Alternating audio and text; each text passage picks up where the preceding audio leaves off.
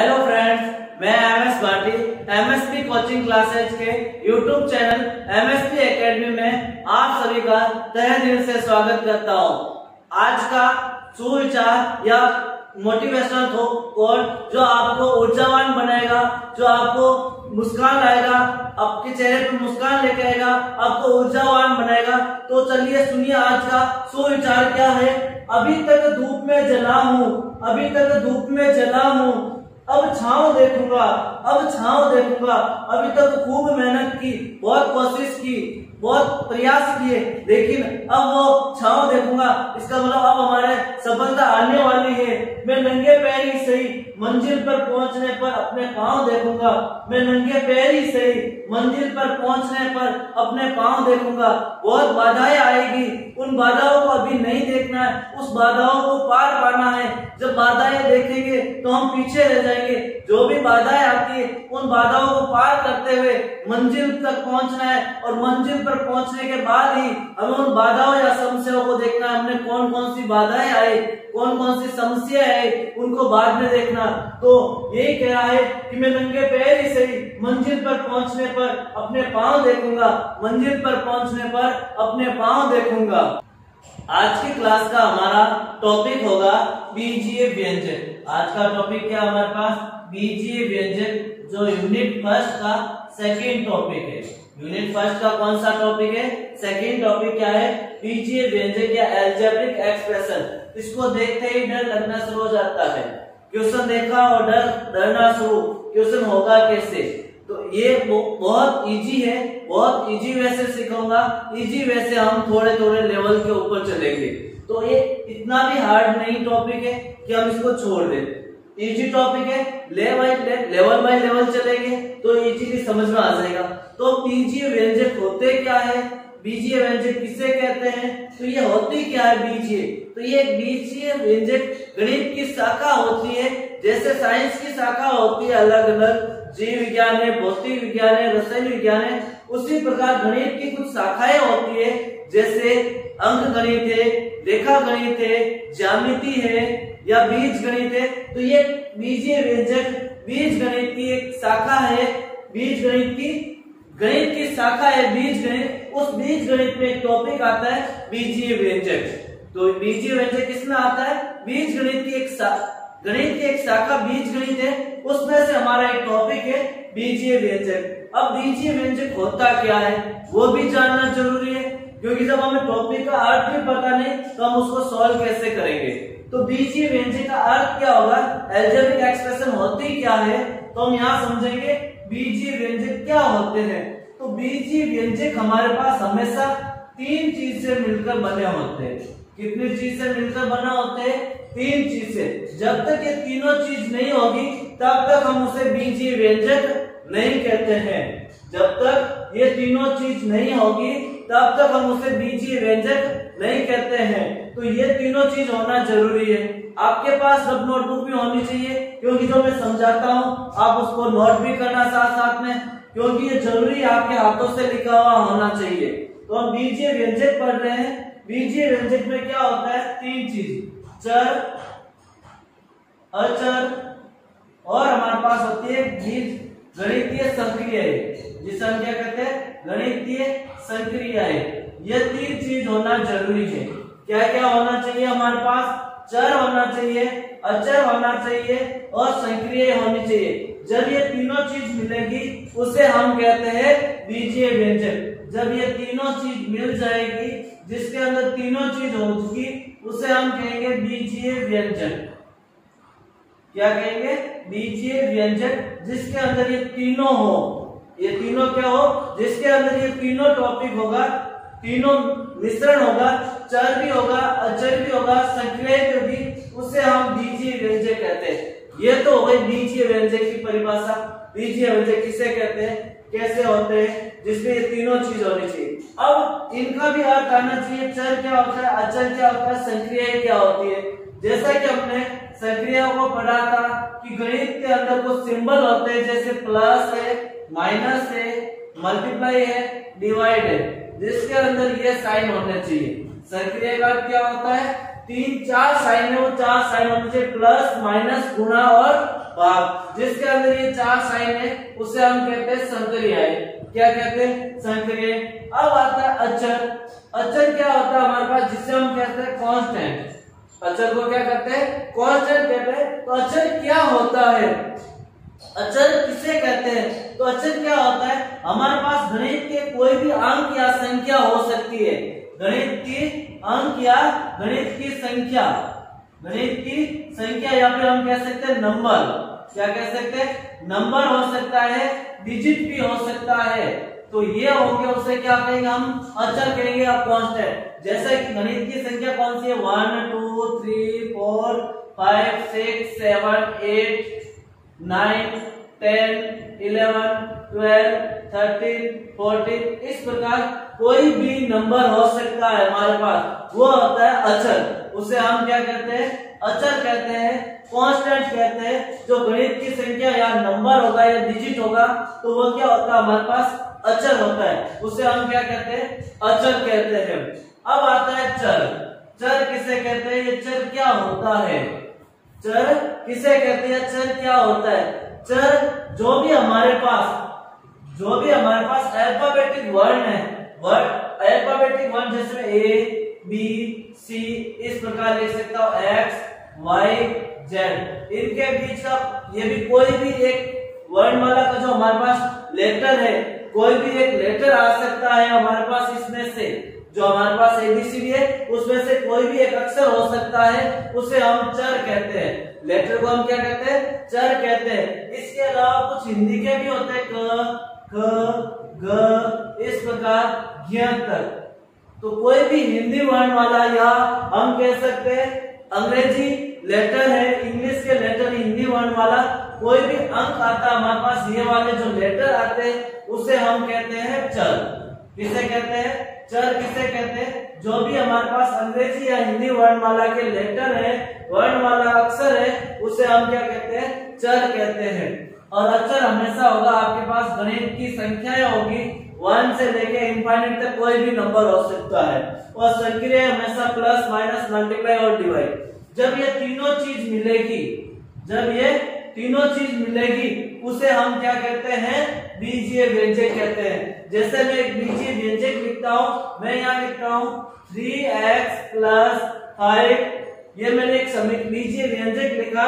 देखो बीजीय व्यंजक कैसे हुआ कि यहाँ पर देखो ये संख्या आ गई हमारे पास, गणित की संख्या है, 2 संख्या भी आ गई, कितनी भी हो सकती है संख्याएं। उसके बाद हमारे पास वेरिएबल जिसे हम चर कहते हैं वो भी आ गया, और हमारे पास संक्रियाएं प्लस माइनस गुणा और भाग, वो भी एक साइन आ रहा प्लस का। तो इसके अंदर तीनों चीज आ रही है, तो मैं लिख सकता हूं 3x + 5 हमारे पास एक क्या है? बीजीय व्यंजक है। ये क्या है हमारे पास? एक बीजीय व्यंजक है। ये क्या हमारे पास? बीजीय व्यंजक है। अभी यहाँ फर्क है 2 चीजें। मैं यदि यहाँ बीजीय समीकरण लिखता हूं तो अलग हो जाएगा, ऐसे बीजीय समीकरण नहीं कहते हैं। बीजीय समीकरण और बीजीय व्यंजक दोनों अलग अलग है। दोनों क्या है? अलग है। ये तो बीजीय व्यंजक होगा और बीजीय समीकरण क्या हो जाएगा? जैसे मैंने लिखा 3x + 5 = 0, बराबर के बाद कुछ ना कुछ नंबर होना चाहिए, बराबर का साइन होना अनिवार्य है, उसे हम कहते हैं बीजीय समीकरण। तो ये हो गया आपके पास बीजीय व्यंजक और ये हो जाएगा हमारे पास बीजीय समीकरण। तो यहाँ बीजीय समीकरण हो गया, बीजीय व्यंजक हो गया। तो मैं इस बीजीय व्यंजक में कह सकता हूँ, इस बीजीय व्यंजक में क्या कह सकता हूँ? 5 और 3 क्या है हमारे पास? चर, अचर है। 5 और 3 क्या हमारे पास? अचर है। और मैं x को क्या लिख सकता हूँ? s हमारे पास चर है और प्लस का साइन संक्रिया है। प्लस का साइन क्या है? संक्रियाएं है। तो यहाँ पर तीनों चीज मिक्स हो गई, इसलिए हमने इसे क्या नाम दे दिया? बीजीय व्यंजक नाम दे दिया। जैसा मैं एक और बीजीय व्यंजक लिखता हूँ कि 7x + 5y एक प्लस या -3, ये मैंने एक बीजीय व्यंजक लिखा। तो हम इसमें देखेंगे कि ये बीजीय व्यंजक है तो इसमें चर कौन सा है और अचर कौन सा है और कांस्टेंट कौन सा है। हम देखेंगे इसमें चर कौन कौन से, इसमें चर लिखेंगे तो इसमें दो चर है, एक तो x चर है, दूसरा कौन सा चर है, y चर है। जिसे वेरिएबल कहते हैं चर को। यहाँ पर चर कितने हैं, दो है, एक तो हम कह सकते हैं x चर है और दूसरा कौन सा चर है, y चर है। तो यहाँ पर चर की संख्या कितनी हो गई, दो हो गई। कौन कौन से दो चर है, एक तो x और दूसरा क्या हमारे पास y है। तो चर कितने हो गए, दो हो गए जो अल्फाबेटिक वर्ण होते हैं। और उसके बाद हम देखेंगे इसके अंदर अचर कितने हैं, अचर कौन कौन से है। अचर होता है कांस्टेंट, जो नंबरिकल वैल्यू होती है उसे बोलते हैं अचर। तो बताइए इसमें कांस्टेंट कौन कौन सी संख्या है, गणित की संख्या है, 3 है, 5 है और 7 है। तो हम कहेंगे इसमें अचर कितने हैं, 3 अचर है। कितने अचर है, 3 अचर है। कौन कौन से है, 3, 5 और 7, ये हमारे पास अचर है। और संक्रियाएं कौन सी है इसमें से, संक्रियाएं हमारे पास इसमें दो है, एक तो प्लस का साइन है, एक माइनस का भी साइन है और दो नंबर के बीच में मल्टीप्लाई का भी साइन है। तो यहाँ पर संक्रिया में 3 साइन है, प्लस माइनस और मल्टीप्लाई। जैसे आप बीजीय व्यंजक लिखते हैं, कभी भी चर और अचर के बीच कोई साइन नहीं होता है तो उसके आगे साइन हमेशा, दोनों के बीच साइन हमेशा किसका होगा, माइनस मल्टीप्लाई होगा। जैसे मैंने 7x लिखा तो इन दोनों के बीच साइन किसका है, मल्टीप्लाई का साइन है। ये होता है हमारे पास बीजीय व्यंजक, जिसमें हमें चर का पता करना, अचर का पता करना और संक्रिया का पता करना। ये सीख लिया हमने, पता करना कौन सी संक्रिया है, कौन सा चर है, कौन सा अचर है। अब हम एक और लेंगे इसके बाद, इसी के बीजीय व्यंजक के कुछ वर्ड होते हैं, उन वर्ड का अर्थ पता होना जरूरी है। जैसे इसकी शब्दांश है या वाक्यावली है, शब्दावली जिसके शब्दों का अर्थ आपको पता होना जरूरी है। तो एक बार सारे शब्दों का अर्थ जान लेते हैं, उनसे संबंधित भी क्वेश्चन आते हैं, उनको भी सरल करने का तरीका सीखना है। तो हम यहाँ लिखूंगा, मैं एक आगे और लिखूंगा, मैं इसमें लिखूंगा कि ये तो हो गई हमारे पास संक्रिया है, बीजीय व्यंजक कैसे लिखते हैं। अब बीजीय व्यंजक के बाद मैं लिखता हूँ गुणांक। क्या लिखता हूँ मैं, यहाँ पर एक वर्ड लिखा मैंने, गुणांक। अब गुणांक क्या होता है, इस गुणांक का हम संधि विच्छेद करते हैं, गुणांक का संधि विच्छेद करते हैं तो क्या बनता है, गुणा प्लस अंक, गुणा प्लस अंक। ये हमने इसका क्या किया, संधि विच्छेद किया। जो वर्ड देगा गुणांक, उस गुणांक का संधि विच्छेद किया तो हमें अब इसका इजीली समझ में आ जाएगा। किसी भी शब्द को जो छोटे पार्ट में तोड़ देते हैं तो उसका अर्थ आसानी से निकाल सकते हैं। तो मैंने इसका अर्थ क्या, गुणा प्लस अंक। एक मैंने इसका संधि विच्छेद कर दिया। ये संधि कौन सी हो जाएगी, यदि इसको पूछे तो दीर्घ संधि होती है। कौन सी संधि होती है, दीर्घ स्वर संधि होती है। ये अभी आपको नहीं याद रखना है कैसे होती है दीर्घ स्वर संधि, क्योंकि अभी अ और अभी क्या, अ और आ मिलकर क्या बनता है, आ बनता है। ये होती है दीर्घ स्वर संधि। कौन सी होती है, दीर्घ स्वर संधि। तो अब हमें क्या है, इसका अर्थ जानना है, हमें संधि को ज्यादा विस्तार से नहीं समझना, केवल हमें इसका अर्थ जानना है। तो इसलिए मैंने इसका संधि विच्छेद किया। तो गुणा प्लस, गुणांक को क्या लिख सकते हैं, गुणा प्लस अंक, गुणा प्लस अंक। आ होगा तो भी आ ही बनेगा, तो भी हम कह सकते हैं इसमें कौन सी संधि है, दीर्घ स्वर संधि। गुणा प्लस अंक भी लिख सकता हूं, तो गुणा प्लस अंक, क्योंकि आ और अ मिलेगा तो भी आ बन सकता है, ये दीर्घ स्वर संधि होती है। तो गुणा प्लस अंक, अब इसका अर्थ जानते हैं। गुणा का अर्थ होता है मल्टीप्लाई, गुणा का अर्थ क्या होता है, मल्टीप्लाई। अंक का अर्थ होता है डिजिट या संख्या, नंबर बोल सकते हैं हम, वो होता है। अब देखो जैसे मैंने ये लिखा बीजीय व्यंजक ये वाला 7x + 5y - 3, मैं इसमें बोलूं y का गुणांक कितना है, y का गुणांक कितना है, y का गुणांक कितना है। तो अब देखो यहाँ पर y कौन सा है, यहाँ रहा y। अब देखो y के गुणा में क्या है, गुणा का क्या, गुणा का अंक, गुणा का अंक। तो गुणा का अंक या मल्टीप्लाई का अंक कौन सा है, तो y के मल्टीप्लाई में मैंने अभी बताया था, कोई भी नंबर होता है उसके बीच जब बीजीय चर और अचर होते हैं उनके बीच मल्टीप्लाई का साइन होता है। तो मैं यहाँ दोनों के बीच किसका साइन लिया, मल्टीप्लाई का साइन लिया। तो मैं यहाँ बोल सकता हूँ कि y का गुणांक कितना है, 5 है, क्योंकि y के गुणा में कितना है, 5 है। यदि मैं बोलता हूँ x का गुणांक कितना है, x का गुणांक कितना है। तो x का गुणांक कितना हो जाएगा, तो हमें देखना x के गुणा में कौन सी संख्या है। तो यहाँ देखो x के गुणा में संख्या कौन सी है, x का गुणांक, x के गुणा वाला अंक, तो x के गुणा वाला अंक कौन सा है, 7 है। तो हम इसका लिख सकते हैं x का गुणांक कितना हो जाएगा, 7 हो जाएगा।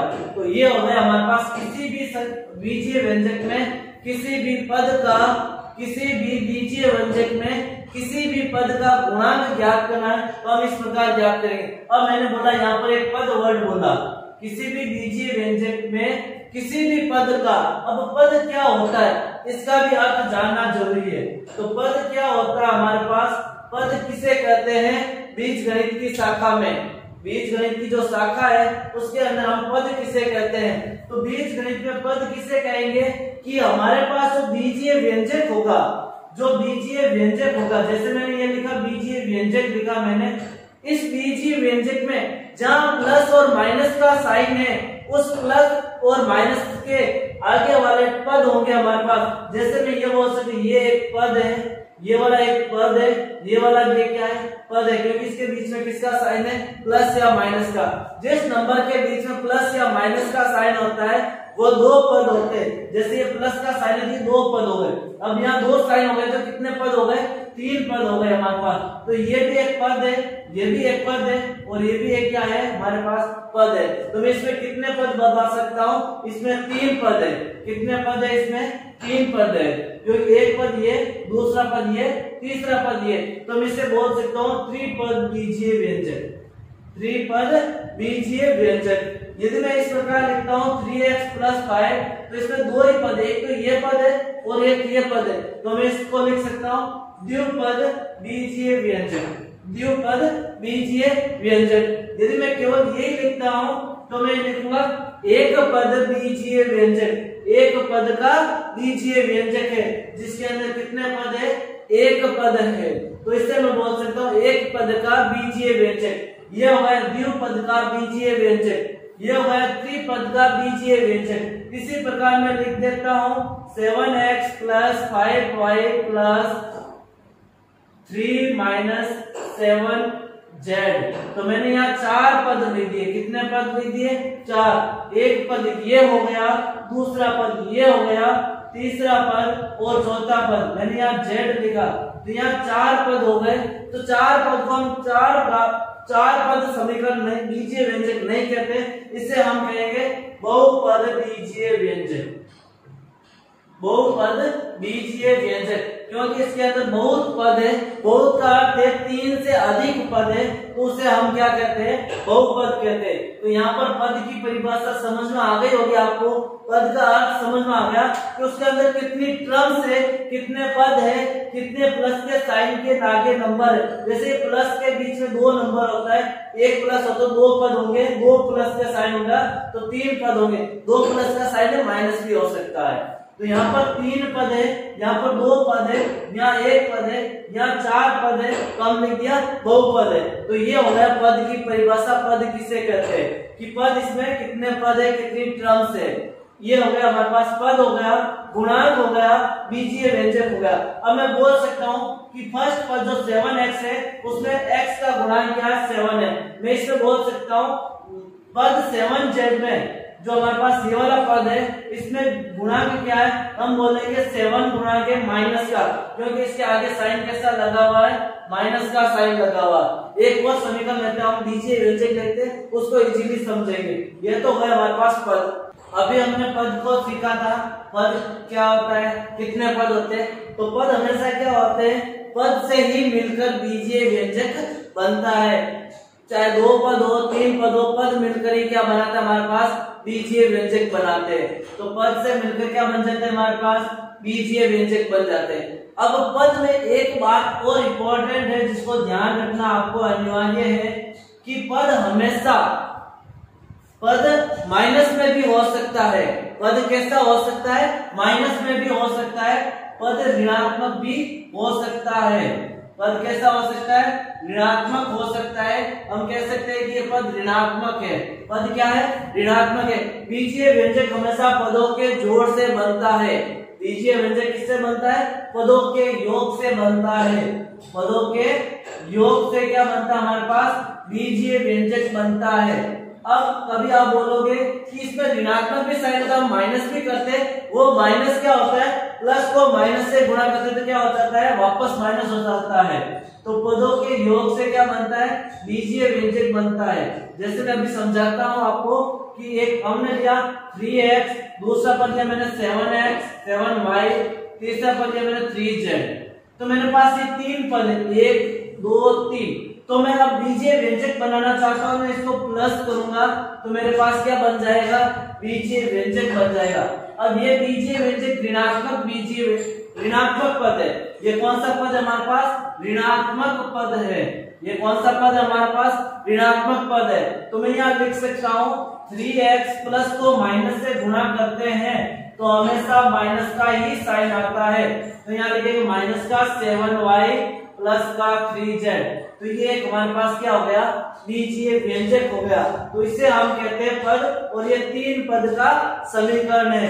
अब क्या होता है? पद के बाद एक और वर्ड आता है गुणनखंड। आपने ऐसे गुणनखंड पढ़ा होगा, लेकिन पद का गुणनखंड क्या होता है? जैसे मैंने लिखा यहाँ 3x, तो 3x से गुणनखंड कौन कौन से है? गुणनखंड का अर्थ है गुणा में कौन कौन सी संख्या है। तो मैं यहाँ लिख सकता हूँ 3 और x दो है गुणनखंड में। मैं लिखता हूँ माइनस का 7y में कौन कौन सी संख्या है? एक माइनस की संख्या है, एक 7 है, एक क्या है? y है। तो इसमें कितने गुणनखंड है? 3 गुणनखंड है, 3 भाग है। क्योंकि यहाँ पर देखो माइनस का संख्या, मैंने अभी बताया था कि पद में कभी पद हमेशा ऋणात्मक भी हो सकता है। पद कैसा हो सकता है? ऋणात्मक भी हो सकता है। तो यहाँ माइनस का साइन है तो एक अलग से गुणनखंड होगा। तो इस -7y के 3 गुणनखंड हो गए। जैसे मैं एक और यहाँ समीकरण लिखता हूँ x plus 3x square minus 7y का स्क्वायर। अब हम देखेंगे इसके गुणनखंड कौन कौन से पद के। तो मैं लिखता हूँ फर्स्ट x, तो x का गुणनखंड कौन सा है? केवल एक ही है। जब कोई भी इसके साथ नहीं होता है तो उसके साथ हमेशा एक व्यक्ति रहता है। वो व्यक्ति कौन है? एक है। तो किसी भी के साथ कोई भी नहीं है तो उसके साथ कौन रहेगा? एक रहेगा। वो व्यक्ति कौन है? एक है। इसी तरह मैं लिखता हूँ 3x स्क्वायर, तो इसमें कितने गुणनखंड है? कितने गुणनखंड है? गुणनखंड का अर्थ है गुणा में संख्या कितनी है। तो यहाँ लिखूंगा एक तो 3 है, x 2 बार है तो x गुणा x। जैसे कि हमने पिछला लेक्चर दिया था, जो हमने पिछला वीडियो बनाया था, जिसमें हमने पिछली क्लास में हमने पढ़ा था x स्क्वायर होता है तो हम उसको x गुणा x लिख सकते हैं। एक्सपोनेंस एंड पावर, एक्सपोनेंस या पावर वाला घातांक वाला चैप्टर में पढ़ा था। स्क्वायर है तो वो 2 बार है। तो इसमें देखो ये तीन गुणनखंड हो गए, 3x और x, क्योंकि x स्क्वायर को हम x और x लिख सकते हैं। इसी तरह से 7y स्क्वायर, तो मैं लिख सकता हूँ 7y और y। इसके गुणनखंड में कितनी संख्या है वो लिखना है। घात कितनी है? तो घात है उतनी वो संख्या हो सकती है। तो यहाँ हो गया 7y, यहाँ 3 गुणनखंड हो गए। अब यहाँ क्या होता है? ये तो थे पद और गुणनखंड। गुणनखंड का अर्थ उसके गुणा में कितनी संख्या है, कितने वेरिएबल है, कितने कांस्टेंट है, चर है, अचर है, माइनस का साइन है, वो देखना होता है गुणनखंड में। हमें गुणनखंड में क्या देखना होता है? माइनस का साइन, प्लस का साइन, या संख्याएं कौन कौन सी है, या फिर हम देख सकते हैं इसमें वेरिएबल कौन सा है। ये होते हैं गुणनखंड के अंदर। तो गुणनखंड आपको समझ में आ गया, आपको पद समझ में आ गया। अब हम आगे लेंगे इसकी घात लेंगे। बीजीय व्यंजक की क्या लेंगे? हम घात लेंगे कि बीजीय व्यंजक कितने घात का है, 1 घात का है या 2 घात का है। घात से पहले हम एक और लेंगे, घात से पहले हम एक और टॉपिक ले लेते हैं। घात को हम बाद में लेंगे, घात से पहले एक और टॉपिक लेते हैं। कौन सा लेते हैं? घात से पहले हम एक और टॉपिक ले लेते हैं। उस टॉपिक का नाम है सजातीय पद और विजातीय पद। कौन सा लेंगे हम?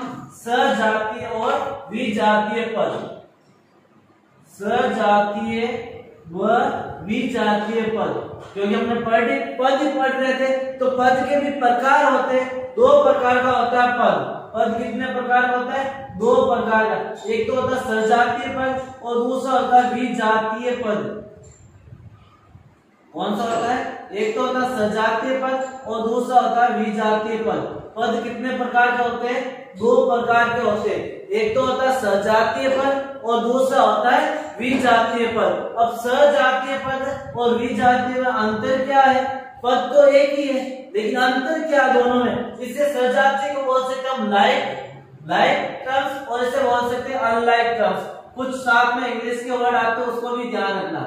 अनलाइक टर्म्स ही बोल सकते हैं। तो सजातीय पद लाइक टर्म्स और विजातीय पद अनलाइक टर्म्स ये होती है। ये होती क्या है? जैसे मैं लिख सकता हूँ एक कोई भी मैं वर्ड लिखता हूँ, जैसे मैं लिखा 3x और 7x, तो यहाँ देखिए कि यहाँ पर दोनों का वेरिएबल सेम है। दोनों का क्या है? वेरिएबल सेम है। तो ये है सजातीय पद। मैं यहाँ लिखता हूँ 3x और 7y, तो ये क्या है? विजातीय पद है, क्योंकि दोनों की जाति क्या है? अलग अलग है। यहाँ संधि विच्छेद करेंगे सजातीय और विजातीय। वी का अर्थ अलग अलग जाति और सजातीय का होता है सेम जाति के पद। तो यहाँ पर देखो दोनों x जाति के ही पद है और यहाँ पर दोनों x और y जाति के पद है। तो अलग अलग जाति के पद है तो उसे विजातीय पद कहते हैं और सेम जाति के पद है उसे हम सजातीय पद कहते हैं। जैसे 3x और 7x, यहाँ मैं लिख सकता हूँ x स्क्वायर और 7x स्क्वायर। तो यहाँ पर भी देखिए दोनों की जाति सेम है। यहाँ x स्क्वायर है तो यहाँ भी x स्क्वायर है।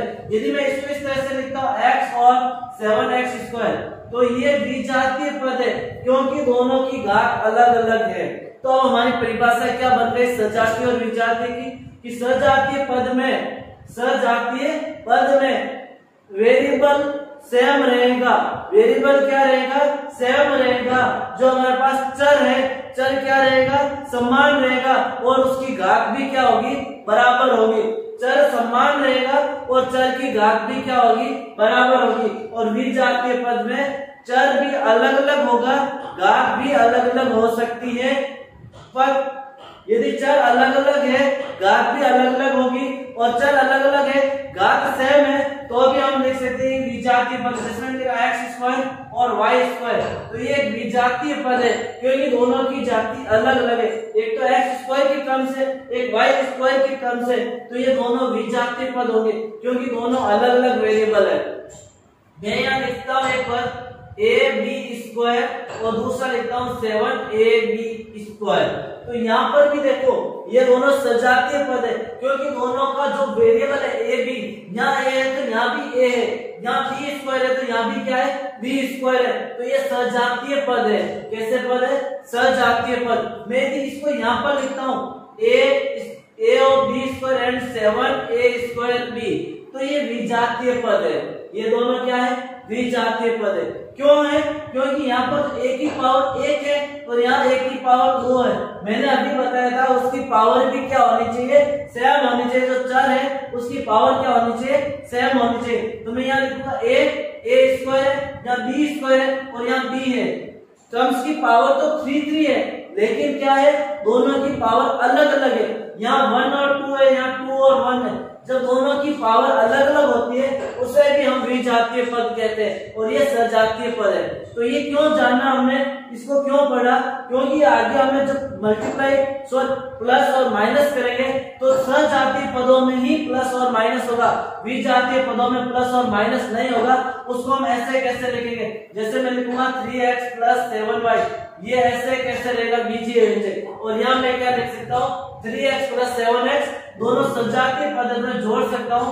7 और 3 10x, दोनों को क्या कर सकता हूँ? मैं जोड़ सकता हूँ। जब सजातीय पद हो तो उसे हम जोड़ सकते हैं, जब विजातीय पद हो तो उसे हम जोड़ नहीं सकते, क्यों? जोड़ का साइन लगाएंगे, प्लस का साइन लगाएंगे। ये होता है सजातीय और विजातीय में अंतर। ये तो मुझे लगता है जहां तक आपको समझ में आ गया होगा सजातीय पद और विजातीय पद क्या होते हैं। सजातीय का है समान जाति विद घात के साथ, उस पद की घात भी क्या होनी चाहिए?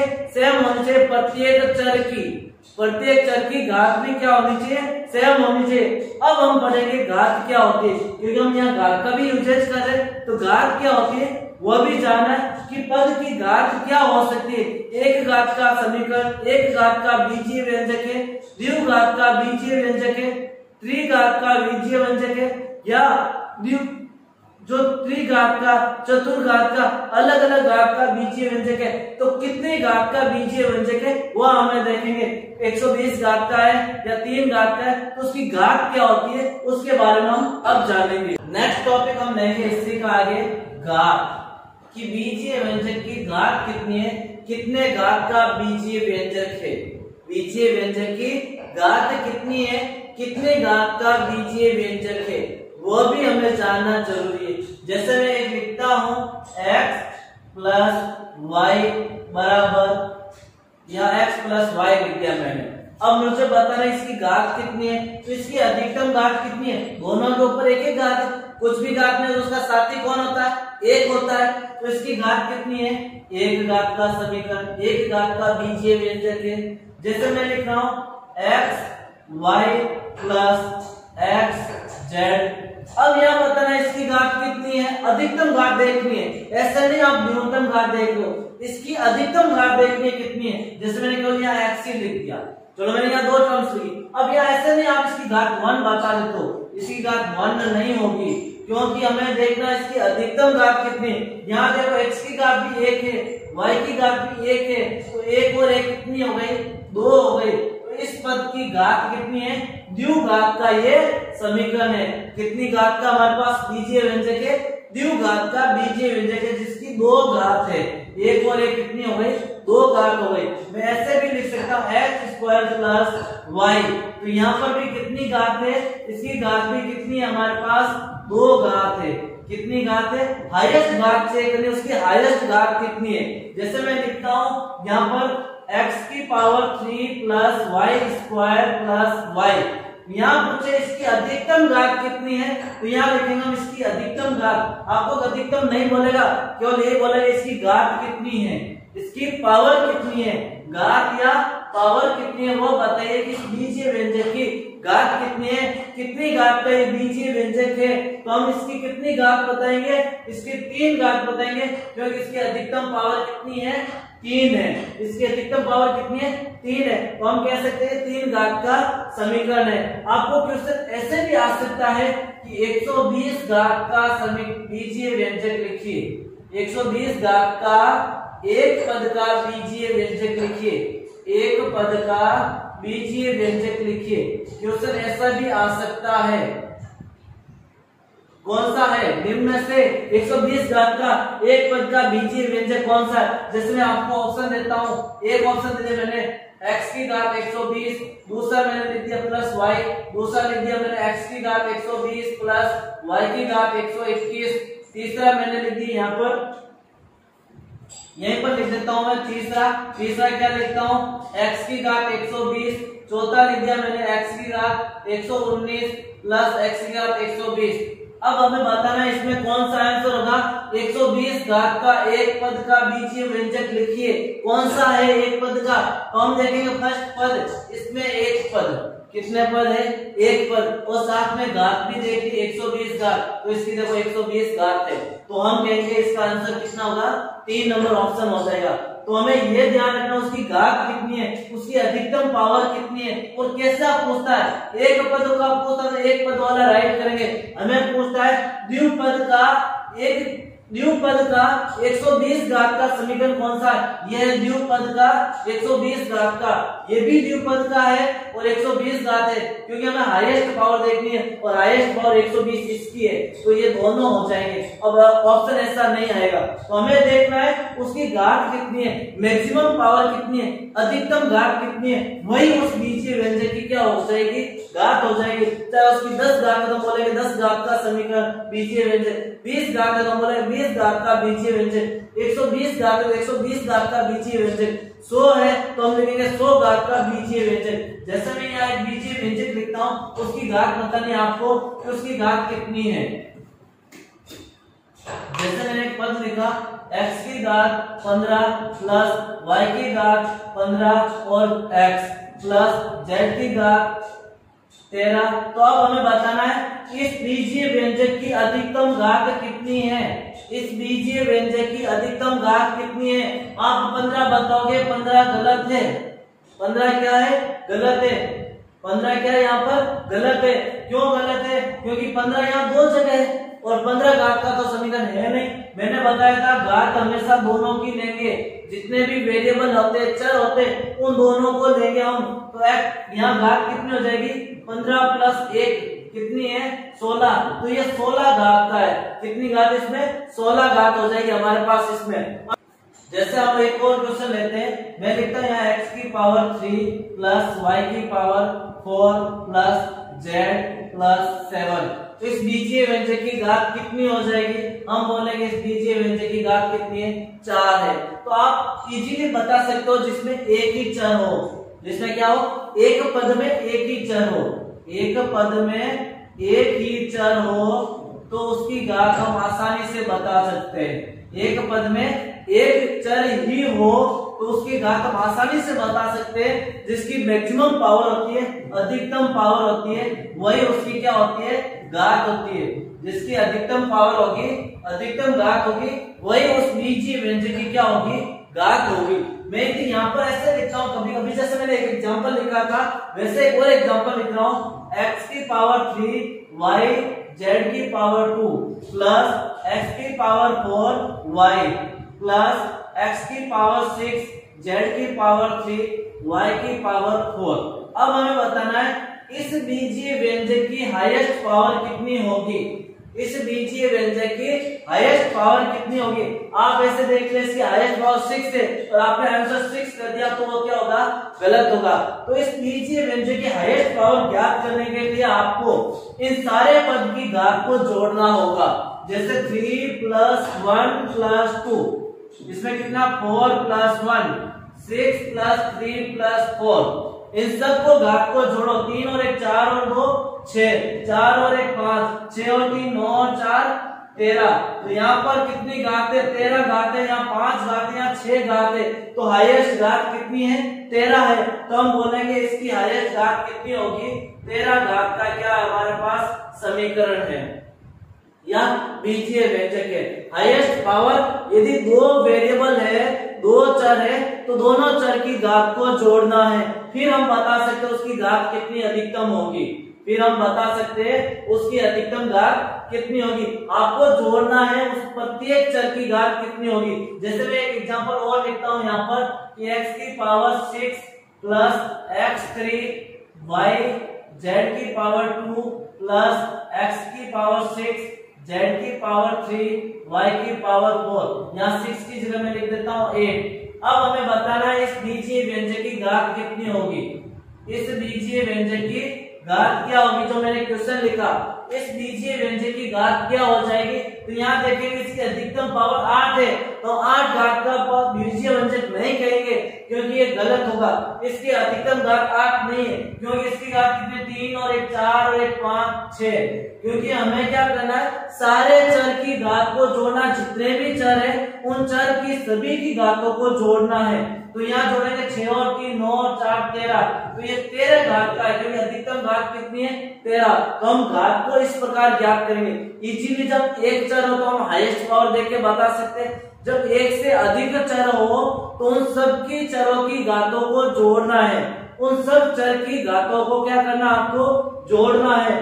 तो हम बता सकते हैं उसकी अधिकतम घात कितनी होगी। जैसे मैंने ये वाला एग्जांपल लिया है। तो ये हो गए जो हमारे पास बीजीय व्यंजक टॉपिक था, उससे संबंधित जितने भी हमारे पास कॉन्सेप्ट था वो सारा कॉन्सेप्ट मैंने आपको क्लियर करवा दिया। बीजीय व्यंजक या अलजेब्रिक एक्सप्रेशन से संबंधित जितना भी कॉन्सेप्ट है वो सारा कॉन्सेप्ट क्लियर हो गया। इसके अलावा इसमें कुछ भी कॉन्सेप्ट में बाकी नहीं बचा जो हमें जानना जरूरी था। सारी चीजें थी, वो सारी बातें थी, मैंने आपको बता दी। अब हम इसकी नेक्स्ट क्लास होगी, जो कल की क्लास होगी, उस क्लास में हम इससे संबंधित क्वेश्चनों को हल करने का तरीका सीखेंगे कि क्वेश्चनों को हल कैसे करेंगे, कितने टाइप के क्वेश्चन आ सकते, कौन कौन से क्वेश्चन आ सकते, कैसे क्वेश्चन आ सकते, उन क्वेश्चनों को सरल करने का तरीका हम नेक्स्ट क्लास में करेंगे।